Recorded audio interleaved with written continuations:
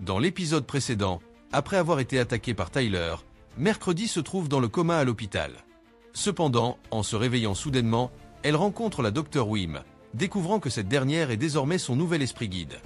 Mercredi trouve cela impossible, car pour assumer ce rôle, il faut être un proche parent. La docteure lui explique que, bien qu'elles soient des parentes éloignées, elles ont effectivement un lien. Mercredi, réticente à accepter cette affirmation, insiste sur le fait qu'il doit y avoir une autre option. Wim répond que son dernier esprit guide s'est sacrifié pour la sauver et que, malheureusement, personne d'autre ne s'est proposé pour occuper ce poste. Wim résume les récentes actions de Mercredi, la perte de ses pouvoirs psychiques, le mensonge à Enid au sujet d'une mort imminente et la libération de Tyler Galpin, un id. Avec sarcasme, la docteure lui dit que son arrogance l'a mené à sa perte. Mercredi, désespéré, lui demande de restaurer ses capacités, mais Wim explique que celles-ci sont liées à son être et qu'elle en a trop abusé. Pendant ce temps, Judy Stonehorst, directrice intérimaire de Willow Hill, annonce lors d'une conférence que 46 résidents se sont échappés et qu'il y a eu plusieurs morts, y compris celle de la directrice Firborn. Grâce à la police, 43 résidents ont été retrouvés et seront transférés dans un autre centre, car Willow Hill va fermer. Malheureusement, 3 fugitifs restent introuvables, Feste Adams, John Doe et Tyler Galpin. La shérif Santiago apprend que Mercredi est sorti du coma. Elle se rend immédiatement pour parler à Judy, qui lui assure que tout ce qui s'est passé n'était qu'un simple cas d'être au mauvais endroit au mauvais moment. Selon Judy, Mercredi s'était simplement introduite pour rendre une visite non autorisée à son oncle. Il est peu crédible qu'une adolescente aussi extraordinaire ait pu déjouer le système de sécurité de Willow Hill. Cependant, la shérif Santiago ne croit pas à cette version, car « ordinaire » est le dernier mot qu'elle utiliserait pour décrire Mercredi. Dans une scène ultérieure, on voit un homme travaillant pour Judy en train d'enterrer un corps. Il reçoit un appel d'elle, qui l'informe qu'elle a capturé tous les fugitifs du laboratoire, sauf un, la patiente 1938. Judy insiste pour que la shérif ne sache rien du laboratoire et veut que cela reste secret, lui ordonnant de retrouver la patiente disparue. Judy rend visite à Mercredi à l'hôpital. Celle-ci la menace en disant que la shérif recevra un tuyau anonyme sur le laboratoire. Judy répond qu'elle ne trouvera rien, car les secrets sont parfaitement dissimulés. Mercredi lui demande des nouvelles de la patiente 1938, s'interrogeant sur pourquoi on ne lui a pas attribué un faux avis de décès et ce qui rend cette patiente si spéciale. Judy feint l'ignorance à ce sujet.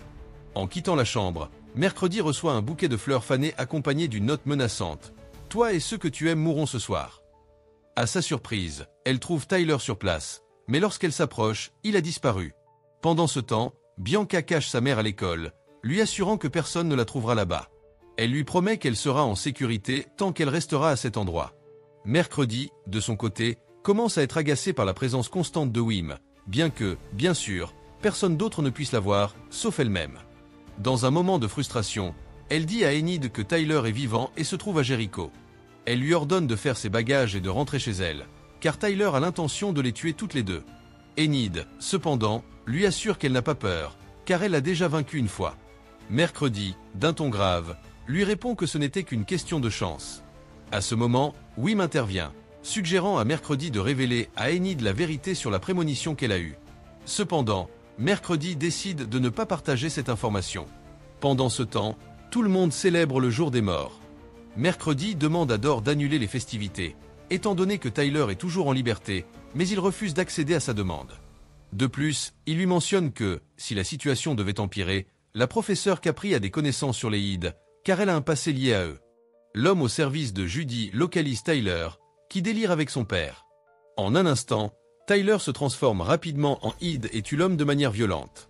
Mercredi, consciente que la professeure Capri possède des connaissances sur les Ides, décide de se tourner vers elle pour obtenir des réponses. Elle sait que l'ex-petit ami de Capri était un Id et qu'il a été abattu après l'avoir attaqué. Elle lui demande ce qui a pu pousser son ex-petit ami à tenter de mettre fin à ses jours, mentionnant que Tyler est en route et qu'elle doit apprendre tout ce qu'elle peut sur les Ides. Capri lui révèle que la maîtresse de son ex-petit ami, Aide, était également amoureuse de lui et lui avait ordonné de tuer Capri. Cependant, l'ex-petit ami a fini par tuer accidentellement sa maîtresse, ce qui l'a conduit à la folie. Les Ides, en particulier les mâles, ne peuvent pas survivre sans maître, et la mort de leur maître les rend totalement incontrôlables. Avec cette nouvelle information, Mercredi envisage la possibilité de devenir la maîtresse de Tyler. Plus tard, Mercredi fouille parmi les affaires de Thornhill lorsque, soudain, Morticia entre dans la pièce et découvre que sa fille examine une formule de chimie organique parmi les notes de Thornhill. Elle soupçonne immédiatement que cela a un rapport avec Tyler. Mercredi, cependant, explique qu'elle doit être prête au cas où il reviendrait, mais Morticia, visiblement sceptique, ne la croit pas. Elle sait que la soif de vengeance de sa fille est puissante. Pendant ce temps, Enid, inquiète de savoir que Mercredi ne pourra pas vaincre un hit seul, a l'idée de rassembler les obscuristes. De leur côté, Pericle et Homero cherchent Slurp partout. Après plusieurs heures de recherche, Homero dit à Pericle qu'ils ont passé trop de temps sans le trouver, et tente de le convaincre que Slurp a probablement trouvé des pâturages plus morts où se promener. Finalement, ils décident tous deux d'assister à une célébration du jour des morts dans l'espoir de poursuivre leurs recherches là-bas. De loin, Slurp observe Pericle et en le reconnaissant, décide de le suivre. Pendant ce temps, les officiers découvrent le corps de l'homme qui travaillait pour Judy. Après avoir examiné la scène, ils concluent que Tyler collabore avec le zombie. La sergente Santiago, convaincue que Tyler se dirige vers Nevermore, ordonne un renforcement de la surveillance autour de l'institution. Au même moment, la patiente 1938 entend la nouvelle à la radio et décide également de se rendre à Nevermore. Mercredi continue de s'immerger dans l'étude des notes de Thornhill. Son objectif est de libérer Tyler avant qu'il ne mette à exécution sa menace de tuer Enid cette nuit-là. À ce moment, Agnès apparaît. La fanatique révèle à Mercredi qu'elle lui a rendu visite tous les jours à l'hôpital. D'un ton inquiétant, Agnès confesse qu'en l'absence de tout le monde, elle tressait les cheveux de Mercredi et essayait ses vêtements. Agnès informe également Mercredi que les obscuristes se réuniront pour planifier quelque chose d'important. Enid a convoqué les obscuristes et leur explique que Tyler veut la tuer, ce qui provoque une alarme générale. Mercredi arrive à la réunion et fait comprendre à Enid qu'elle ne cédera pas. Elle annonce que Tyler attaquera ce soir-là pendant la procession du souvenir, mais qu'elle a un plan pour le contrôler. Mercredi commence à préparer l'infusion de Thornhill lorsque Wim insinue que ce qu'elle ressent pour Tyler pourrait être de l'amour, et non de la haine. Pendant ce temps, Slurp arrive à la célébration du jour des morts et commence à attaquer. La nouvelle parvient aux officiers, qui se rendent rapidement sur place. Pericle trouve enfin Slurp, qui, désormais beaucoup plus humain, lui dit que Pericle lui a donné une seconde chance et qu'il ne veut pas la gâcher. Il le supplie de le laisser partir, et Pericle, compatissant, le laisse s'en aller. De retour auprès des officiers, Pericle leur dit qu'il n'a trouvé personne, bien que Homero voit Slurp quitter les lieux sans que Pericle ne le confirme. De son côté, la patiente 1938 rencontre Morticia, et c'est à ce moment que nous découvrons que son vrai nom est Françoise, la mère de Tyler. Françoise révèle qu'elle était retenue captive à Willow Hill et que c'est Mercredi qui l'a libérée. Pendant ce temps, Do informe Mercredi que Tyler est déjà sur place. Tyler poursuit Enid, et tous tendent un piège pour le forcer à se transformer en Id. À cet instant, Mercredi profite de l'occasion pour l'injecter, mais son plan échoue. Tyler l'attaque, et dans le chaos, Françoise, désormais transformée en Id, apparaît et emporte Tyler. Mercredi, stupéfaite, découvre que Françoise est la mère de Tyler. Morticia révèle qu'elle avait conclu un accord avec elle. Elle lui avait promis de contrôler Tyler, et une fois cela fait, de quitter Jericho pour toujours. Cependant, Mercredi doute de la sincérité de cette promesse. Plus tard, Homero rencontre Morticia et lui annonce que Slurp est en réalité Isaac. Morticia lui révèle que Françoise est toujours en vie, alors qu'il la croyait tout de morte. Pendant ce temps, Mercredi continue de lutter pour protéger Enid, bien qu'elle se sente piégée, car ses recherches sont bloquées et le temps semble lui échapper. Ensuite, nous voyons Mercredi heureuse, se maquillant le visage avec enthousiasme. Elle enfile des bottines et des vêtements colorés, très excitée. Tous ses camarades l'observent avec étonnement face à cette nouvelle attitude. Mais 16h36 plus tôt, Mercredi avait parlé à la police et au directeur de Nevermore, disant qu'elle avait averti au sujet de Tyler. De plus, un second monstre avait interrompu son plan, qui fonctionnait comme une horloge suisse. Et elle sait de qui il s'agit, Françoise Galpin, la mère de Tyler. Elle était censée être morte il y a 15 ans, mais Mercredi a découvert qu'Augustus Tonhurst avait simulé sa mort, car il expérimentait sur elle et d'autres dans les sous-sols de Willow Hill. De plus, sa fille Judy était au courant de tout, mais gardait le secret. Par précaution, le directeur Barry décide d'instaurer un couvre-feu. Ensuite, son esprit guide, Larissa, croise Mercredi et la félicite d'avoir libéré les deux Ides, tout en lui précisant que sa vision reste intacte. Enid mourra, et Mercredi en sera toujours responsable. Son guide lui dit que son manque d'empathie fait d'elle un maillon faible et lui conseille de laisser Tyler et Françoise aux autorités, car elle doit maintenant se concentrer sur la résolution de ses problèmes avec sa mère. Ensuite, le professeur Orloff lui parle du frère de Françoise, Isaac, qui était un Da Vinci exceptionnel. Il avait conçu un système vital pour lui-même, mais les autres ne l'intéressaient pas. Un jour, son laboratoire a explosé. On n'a jamais retrouvé son corps, mais on raconte qu'il a été enterré sous l'arbre du crâne. Mercredi va immédiatement interroger Pericle au sujet de son zombie, car elle sait qu'il s'agit d'Isaac. Pericle lui répond que le zombie ne reviendra pas, car il a laissé partir. Cependant, il a laissé tomber quelque chose en s'en allant, une photo datée de 1938, ce qui laisse entendre qu'il cherche sa sœur. De son côté, Tyler est visité par sa mère, qui lui assure qu'elle le garde dans un endroit surconstruit par son père. Mais Tyler se sent mal, car il remarque qu'il est attaché, sa mère l'ayant ligoté parce qu'il a libéré son petit de la veille, ce qui arrive lorsqu'il n'a pas de maître. C'est pourquoi sa mère deviendra son maître. Pendant ce temps, la professeure Capri rend visite à Enid, car elle l'a vu se transformer en loup-garou après l'incident avec le Hyde, sans qu'il y ait eu de pleine lune. Cela signifie qu'elle pourrait être une alpha. Enid s'inquiète, car les alphas finissent toujours seuls, bien qu'il reste à découvrir si elle est vraiment une louve alpha. Ensuite, nous voyons Mercredi et sa grand-mère s'entraîner au tir. Pendant ce temps, Mercredi montre à sa grand-mère la photo du zombie que son frère lui a donné. Sa grand-mère lui parle de Rosalind Rodwood, une légendaire professeure corbeau enterrée à Nevermore, et lui explique que si un corbeau récite l'inscription gravée sur sa tombe, il peut obtenir une vision temporaire. Mercredi se rend au cimetière de Nevermore, suivi par Enid, car une inspection des chambres aura lieu, et ceux qui ne seront pas présents seront exclus de la gala. Mercredi récite la phrase gravée et parvient à entrer dans la chambre de Rosalind. Celle-ci lui propose de placer sa main contre la flamme et de résister. Si elle y parvient, elle obtiendra une vision psychique renouvelée. Mais si elle retire sa main, elle rompra le regard du corbeau et devra en payer le prix. Mercredi place sa main et commence à voir des visions, mais Enid l'interrompt et retire sa main de la flamme. Elle se réveille ensuite à Nevermore, mais découvre qu'elles ont échangé leur corps. La grand-mère sait que Mercredi a rompu le regard du corbeau, mais décide qu'elle doit résoudre cela seule. Mercredi, dans le corps d'Enid, retourne à la tombe de Rosalind. Enid, dans le corps de Mercredi, va chercher une boisson contenant du colorant, et croyant que l'allergie était une plaisanterie, en souffre maintenant et croise Morticia, qui, heureusement, a le remède parfait. Elle lui donne également ses capsules de champignons, qu'elle doit toujours prendre. Remarquant une attitude différente chez elle, Morticia invite sa fille à un dîner familial ce soir-là et lui dit de ne pas manquer, car Largo viendra la chercher. Pendant ce temps, Mercredi, dans le corps d'Enid, arrive au cimetière, où sa grand-mère lui révèle qu'il y a eu 2 autres cas similaires aux siens, mais qu'ils sont morts dans les 24 heures. De son côté, nous voyons le zombie de Pericle récupérer peu à peu son corps et descendre dans un souterrain. Tyler et sa mère partagent un repas et sont surpris par le zombie. Les 2 frères se retrouvent.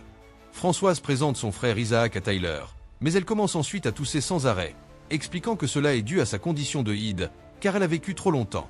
Françoise confesse à son frère que le docteur Stonehurst a volé ses livres et construit sa machine à Willow Hill, transférant ses capacités aux normies, et que sa fille Judy la traquait. Cependant, Isaac l'a éliminé. Maintenant, ils doivent retourner à Willow Hill et utiliser la machine pour sauver Françoise. Mais avant, Isaac veut retourner à Nevermore. De son côté, Mercredi, dans le corps d'Enid, découvre que Rosalind vivait dans la cabane où habite maintenant sa mère et accepte de prendre le thé là-bas. Elle y entre par une porte secrète et trouve le squelette de Rosalind, qui lui dit que pour se rétablir, elle doit être prête à mourir dans la peau empruntée et qu'elle a jusqu'à l'aube pour percer les secrets les plus profonds de la vie qu'elle a assumés. Mais à ce moment, Morticia la découvre et la fait sortir. De retour à Nevermore, Enid, dans le corps de Mercredi, commence à lire le roman écrit par Mercredi, où le personnage inspiré d'Enid prononce des paroles funestes et la traite de « diable ». En colère, elle subit une crise terrible, s'habille de vêtements colorés et se met à danser à travers Nevermore. Mais la véritable Mercredi observe tout cela. Mercredi, dans le corps d'Enid, confronte Bruno, car elle a entendu parler en philippin. Comme elle maîtrise la langue, elle découvre qu'il trompe Enid et met fin à leur relation immédiatement. Mais Agnès a tout entendu. Aussitôt, Agnès entre dans la chambre de Mercredi et trouve Enid dans le corps de Mercredi. Elle lui dit qu'elle est inquiète de tout ce qui s'est passé récemment, comme son comportement dansant, et qu'elle a maintenant un téléphone. Enid, dans le corps de Mercredi, répond que tout va bien, mais Agnès insiste sur le fait qu'elle agit bizarrement et que son obsession à sauver Enid de la mort l'a rendue folle. Cependant, personne ne la blâme, car Enid est une idiote. Enid, dans le corps de Mercredi, s'énerve et lui crie qu'elle souhaite qu'elle reste invisible pour toujours. Agnès se rend à une séance de soutien où se trouvent des yeux, des doigts et même une oreille. Là, elle partage ses émotions et confesse qu'elle pensait enfin trouver des amis, mais qu'elle a été plus invisible que jamais. Pendant ce temps, au dîner, Enid, dans le corps de Mercredi, ne sait pas comment réagir face aux plats exotiques d'animaux étranges, qui sont les préférés de Mercredi. Lors de la conversation familiale, ils doivent confesser leurs mensonges. Pericle révèle l'histoire de son zombie, et pour cela, lui et son père se retirent pour recevoir une punition.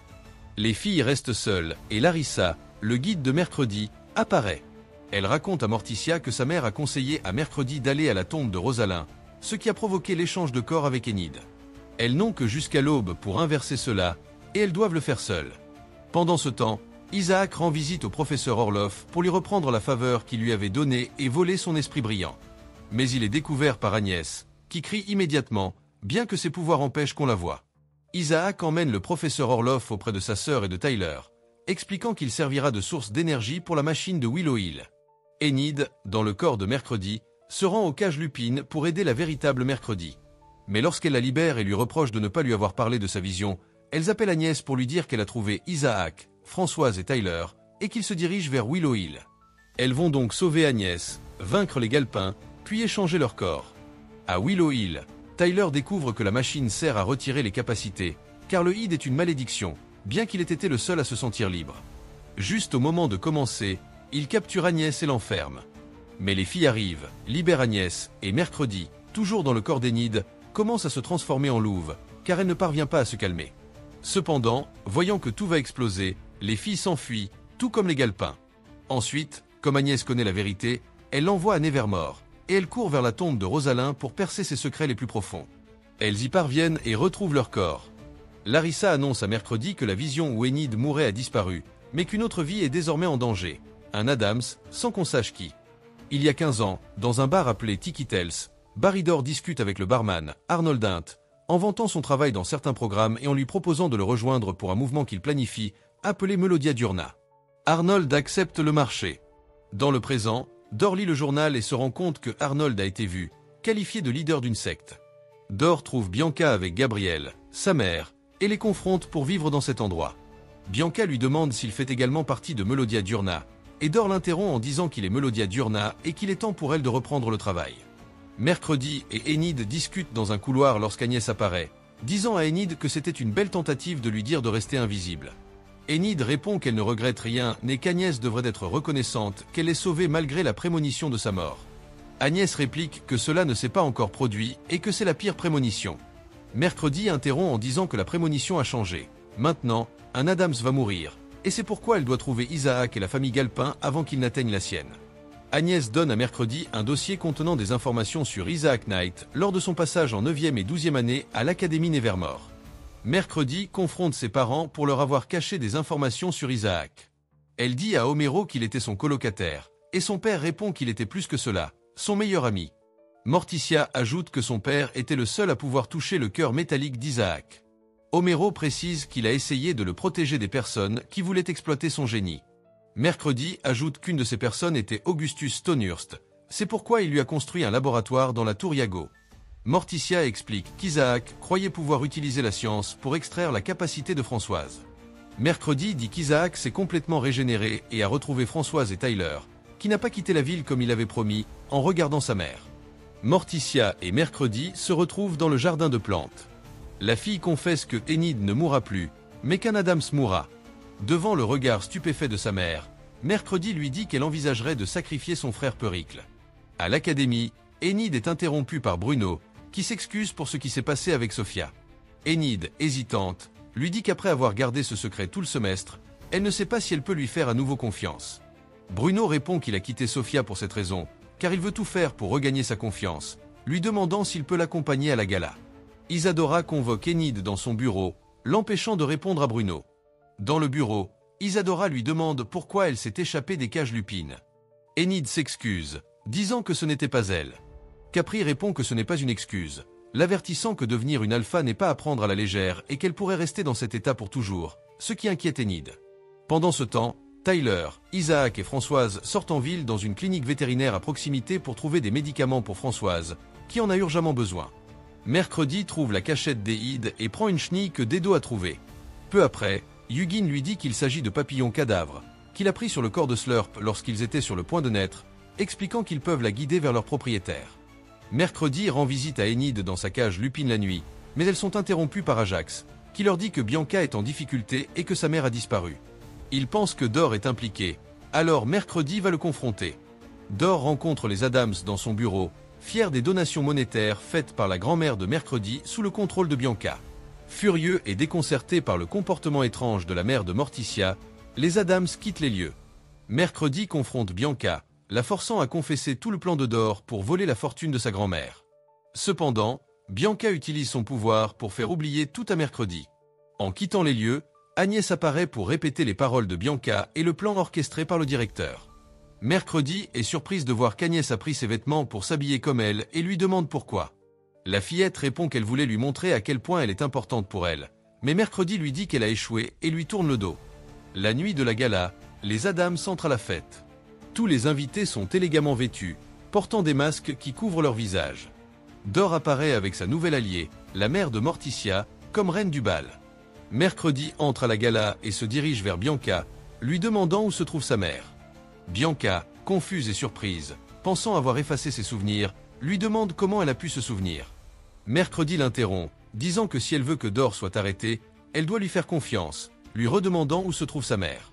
Bianca lui dit qu'elle est dans son appartement. Enid rejoint Bruno, mais Sophia s'approche d'eux. Bruno lui demande comment elle est arrivée là. Enid suppose qu'elle a pris l'avion depuis Manille dès qu'il lui a dit qu'ils avaient rompu. Sophia dit qu'elle doit être Enid, ajoutant qu'elle ne veut pas que la situation entre trois soit gênante. Enid répond qu'il n'y a pas de problème, un peu triste de ce qui se passe, et dit à Bruno qu'elle pensait qu'il pourrait arranger les choses, mais qu'elle s'accrochait simplement au passé. Elle doit maintenant suivre un nouveau chemin, seule. Dans une pièce, Enid entend des bruits de quelqu'un qu'elle ne peut pas voir et demande si c'est Agnès. La fillette apparaît devant elle en pleurant. Enid lui demande ce qui s'est passé, et Agnès répond que Mercredi l'a attaquée avec une bombe Addams, la félicitant d'avoir gagné. Elle ajoute qu'elle pensait avoir tout pour être une meilleure amie, mais que ses qualités de sarcasme et son esthétique néo-gothique n'ont pas suffi, et qu'elle s'est trompée. Enid la console, lui disant qu'elle ne doit pas se cacher derrière la personnalité de quelqu'un d'autre, ce qui réconforte un peu Agnès. La stalkeuse lui demande des nouvelles de sa routine de danse, mais Enid répond qu'elle a eu des problèmes avec Bruno et n'a pas envie d'être seule. Agnès lui propose de danser avec elle si elle veut. Ajax sort Gabriel de l'appartement, et Mercredi retrouve Enid, lui disant que pour arrêter Dor, elles auront besoin de plus d'aide, y compris celle d'Agnès. La fillette apparaît et demande quel est le plan. Pendant qu'elle réalise la chorégraphie de la gala, Agnès devient invisible un instant pour voler le collier qui protège Dor du chant des sirènes et le remet à Mercredi, revenant auprès d'Enid pour terminer la danse. À la fin, tout le monde applaudit leur performance. Bianca prend le micro pour dire quelques mots, observant avec satisfaction sa mère et Mercredi avec le collier. Elle appelle le directeur Dor et Morticia Addams sur scène. Sans la protection du collier, Bianca ordonne à Dor de révéler à tous comment la gala a été organisée, le forçant à confesser tout son plan orchestré. N'ayant pas d'autre choix, Dor prend Bianca et menace de la désintégrer avec son feu si quelqu'un s'approche. Ajax apparaît derrière eux, appelle Dor, retire son chapeau et le transforme en pierre. Lorsque le lustre au-dessus de lui s'effondre, le directeur est réduit en morceaux de pierre sur le sol de la gala. Bianca remercie Mercredi et Ajax pour leur aide dans cette situation. Morticia et Homero s'approchent de leur fille, mais à ce moment, leur grand-mère apparaît pour dire à Mercredi qu'elle attend avec impatience sa compagnie cet été. Mercredi répond qu'après ses commentaires sur son père, elle a changé d'avis. Elle ajoute que si elle veut qu'elle reconsidère, elle devra faire une donation substantielle à Nevermore en l'honneur de son père. Esther, fière du chantage de sa petite fille, accepte le marché. Jean court vers Mercredi pour lui dire que Isaac est au cimetière de Nevermore. Morticia, remarquant l'absence de Pericle, demande où il est. Son fils, qui se trouve au cimetière, rencontre Isaac, qui lui dit qu'il doit lui demander une faveur, puis l'endort et l'enlève. Mercredi et Eugène courent à la recherche de son frère, mais ne le trouvent pas. L'histoire se poursuit dans le 8e et dernier épisode. Dans cet épisode, la recherche de Pericle se déroule à la fois dans la forêt et dans le cimetière. Bientôt, la shérif informe les parents qu'aucune trace du garçon n'a été trouvée. Elle suggère même à Morticia et Homero que l'un de leurs anciens ennemis pourrait chercher à se venger d'eux. Au lever du jour, la directrice conseille à Mercredi et Morticia de travailler ensemble en combinant leurs capacités psychiques pour localiser Pericle. Cependant, Mercredi explique qu'elle ne peut pas, pour le moment, recourir à ses pouvoirs. Face à cette situation, la directrice propose de faire appel à l'autre corbeau de la famille, la grand-mère de Mercredi. Ainsi, lorsqu'Esther fait son apparition, elle déclare ne pas comprendre pourquoi quelqu'un kidnapperait un être apparemment sans valeur comme Pericle. Mercredi, elle, comprend immédiatement la véritable intention et souligne que l'enlèvement n'est qu'un piège soigneusement préparé. La séance de spiritisme commence, tous se tenant par la main, bien que Mercredi le fasse à contre-cœur. Bientôt, La jeune fille commence à avoir une vision dans laquelle elle voit ses propres parents dans le passé, en train d'enterrer Isaac Calavra. Sans autre choix, Morticia est forcée de raconter ce qui s'est passé cette nuit-là. Homero et Françoise s'étaient réunis avec Isaac dans la tour Iago, car ce dernier affirmait avoir construit une machine capable de guérir définitivement Françoise. Pour cela, ils avaient besoin d'une source d'énergie et ont utilisé Homero, qui, à cette époque, était aussi électrisant que Péricle. Cependant, Isaac les avait trompés, car il était prêt à sacrifier la vie d'Homero pour sauver Françoise. Lorsque Morticia est arrivée et a découvert que son mari était sur le point de mourir, elle a décidé de saboter la machine. Cela a provoqué l'explosion de la tour, entraînant la mort d'Isaac et la perte définitive des capacités d'Homero. Face aux menaces d'Augustus, la famille a choisi de cacher ce qui s'était passé. Mercredi comprend alors qu'Isaac est revenu avec l'intention de répéter l'expérience, cette fois en utilisant Péricle comme source d'énergie. Bien que Morticia et Esther lui conseillent de rester en dehors de cela, Mercredi désobéit à leurs avertissements et se prépare à intervenir. Pendant ce temps, à l'école, Ajax s'approche à nouveau d'Énide, lui assurant qu'il a mûri et que, même s'ils ne sont plus ensemble, il souhaite être son ami. Elle accepte sa proposition, et leur amitié est rétablie. Peu après, Agnès arrive avec une liste de prétendants potentiels pour Énide, lui proposant d'espionner pour découvrir leurs secrets. Dans une cabane isolée, Isaac promet à Françoise que, quoi qu'il arrive, il tiendra sa parole. À cet instant, Tyler arrive, informant qu'il a laissé de fausses pistes à plusieurs kilomètres pour tromper ceux qui les recherchent. De retour à l'école, Agnès fait ses adieux lorsque son père vient la chercher. Énide avertit Mercredi qu'elle ne pourra pas l'aider, car elle sera occupée à rester enfermée pour des raisons de sécurité. Mercredi lui promet de la libérer le lendemain. Plus tard, pendant qu'Eugène s'occupe de ses abeilles dans l'abri, il est intercepté par Isaac. Peu après, Mercredi prévient la shérif que les traces trouvées ne sont qu'un leurre. À ce moment, Hugin arrive avec une boîte envoyée par Isaac à l'attention de Mercredi. En l'ouvrant, elle découvre un message qui lui donne rendez-vous à minuit près de l'arbre. Une fois sur place, Mercredi confie à Dedo une arbalète avec l'ordre de tirer sur Isaac au moment opportun. Pendant ce temps, elle rencontre Isaac et Péricle. Isaac propose que Péricle répare les erreurs commises par ses parents, mais Mercredi lui avertit qu'il n'a pas la machine. À cet instant, Dedo tire. Cependant, Isaac parvient à bloquer la flèche. Immédiatement, Tyler apparaît et capture Dedo, révélant à Mercredi la vérité. Cette main appartenait en réalité à un homme. Il explique qu'après la nuit où Morticia l'a confronté, cette extrémité était la seule partie de son corps à avoir survécu après qu'elle a amputé. Dedo tente de résister, mais Isaac l'oblige à se reconnecter à son corps, obtenant ainsi un contrôle total sur lui. Après avoir atteint son objectif, il jette Mercredi dans une fosse, la recouvrant de racines et de terre. Cependant, toute cette scène est observée par Agnès, qui court immédiatement raconter ce qui s'est passé à Énide. Alarmée, Énide se rend sur place, et remarquant que le pouls de Mercredi s'affaiblit à chaque seconde, elle prend une décision extrême. Elle se sacrifie, adoptant de manière irréversible sa forme de loup-garou pour détruire la tombe et la sauver. Lorsque Mercredi se réveille et découvre le sacrifice de son ami, elle comprend qu'il n'y a pas de retour en arrière. Émue, elle envoie Agnès rester auprès d'Énide. Peu après, ses parents et la directrice arrivent pour se joindre à la cause. Pendant ce temps, dans la tour Iago, Isaac utilise ses pouvoirs psychiques pour restaurer complètement sa machine en quelques secondes. Sur le chemin de la tour, Mercredi reproche à ses parents de ne pas avoir dit la vérité à Dedo sur son origine, mais ils justifient leur silence, affirmant qu'ils ne voulaient pas l'accabler avec une vérité aussi douloureuse. En arrivant, Morticia envoie Homero chercher la shérif, tandis qu'elle et Mercredi se préparent pour l'imminente bataille. Le laboratoire est réactivé, et Péricle est utilisé comme source d'énergie. Fidèle à la promesse faite à Françoise, Isaac immobilise Tyler, car elle a décidé de se sacrifier à la place de son fils. Tyler refuse qu'on lui retire son énergie vitale, mais Françoise lui explique qu'elle agit uniquement pour son bien, car elle l'aime profondément. Lorsqu'Isaac déclenche la décharge électrique, il ne remarque pas que Mercredi s'est approché discrètement de Tyler. Bien que celui-ci lui demande de le tuer, elle refuse et décide plutôt de le libérer. Au moment où Tyler commence à se transformer en Id, Mercredi en profite pour sauver son frère. Tyler, devenu Id, attaque furieusement son oncle, puis confronte sa mère, l'obligeant à révéler sa véritable nature. Françoise répond en se transformant, déclenchant une bataille titanesque entre les deux monstres qui détruit le laboratoire. Le combat entre les Id se prolonge à l'extérieur, tandis qu'Homero rejoint le reste de la famille.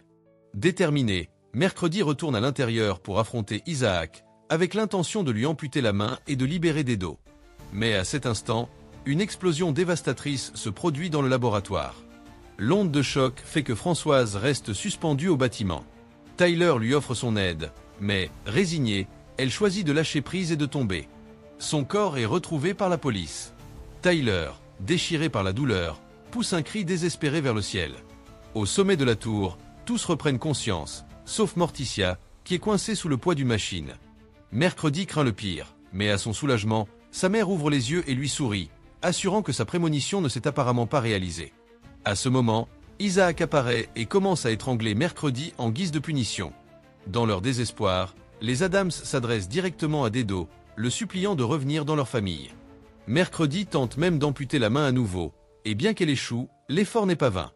Dedo parvient à se rebeller complètement et se jette sur Isaac. Le combat culmine lorsque la main arrache le cœur d'Isaac, lui ôtant la vie. Pourtant, il est clair que Dedo n'appartient pas entièrement à ce monde. Dans un dernier acte de volonté, il rompt les coutures qui le reliaient à Isaac et retourne finalement auprès de sa véritable famille. Le lendemain, Mercredi demande à Dedo ce que ça fait de découvrir qu'il est l'extension d'un ancien génie maléfique. La main semble incertaine, mais Mercredi lui rappelle que, bien qu'il ne puisse pas contrôler son origine ni son passé, il peut décider de son avenir. Lorsqu'elle lui demande quel chemin il choisira, Dedo lance un anneau, symbolisant qu'il restera à ses côtés. Quelques instants plus tard, Agnès arrive avec une information capitale. Elle a trouvé des indices indiquant qu'Enid se dirige vers le nord, à seulement 8 km de la frontière canadienne. Pendant ce temps, au cimetière, Tyler reçoit la visite inattendue d'Isadora. Elle lui assure qu'elle sait qu'il ne pourra pas survivre seul et lui propose un système de soutien. Un groupe de Hyde cachés formant une véritable meute, une alternative qui dépasse le besoin d'être soumis à un seul maître. Tyler se méfie, sachant que Isadora est une louve-garou, mais elle lui révèle un secret personnel. Son père était en réalité un Hyde. Ailleurs, Eugène fait ses adieux à Périclès en lui offrant une boîte pleine de cafards, lui proposant également de lui rendre visite chez lui pendant les prochaines vacances. De son côté, Morticia décide d'offrir à sa fille le journal de sa sœur Ophélie, comprenant enfin que cacher des secrets peut avoir des conséquences douloureuses.